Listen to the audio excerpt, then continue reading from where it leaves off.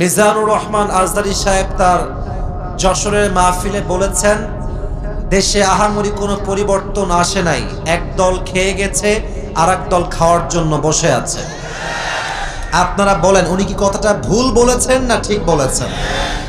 আজদারি সাহেব কি কোনো দলের নাম উল্লেখ করেছিলেন? এই যে আস্তে কথা বললেন, কোন দলের নাম বলেছেন? কোন ব্যক্তির নাম মেনশন করেছেন? উনি জাস্ট বলেছেন এক দল খেয়ে গেছে আর এক দল খাওয়ার জন্য বসে আছে, এতেই কিছু লোকের গায়ে আগুন ধরে গেছে।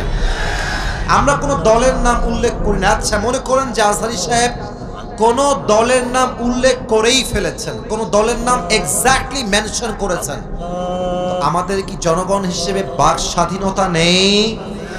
বলেন সবাই, আছে না নাই? যদি আমাদের বাক স্বাধীনতা কেউ কাটতে চায়, তাদেরকে আওয়ামী লীগের ইতিহাস মনে রাখতে হবে। যুবক আর আমার তো আমি দেখলাম একজন নেতা, তার নামটা আমি জাস্ট বলেই ফেলছি, ছোট্ট নাম বলছি, দুদু সাহেব। উনি বললেন, কোথাকার কোন আজহারি মাঝহারি মিয়া, আজহারি কি মাঝহারি? এটা কি আপনাদের সস্তা মনে হয়? আজহারি এটা হচ্ছে বাংলাদেশের ব্র্যান্ডের নাম। যুবক আর আমার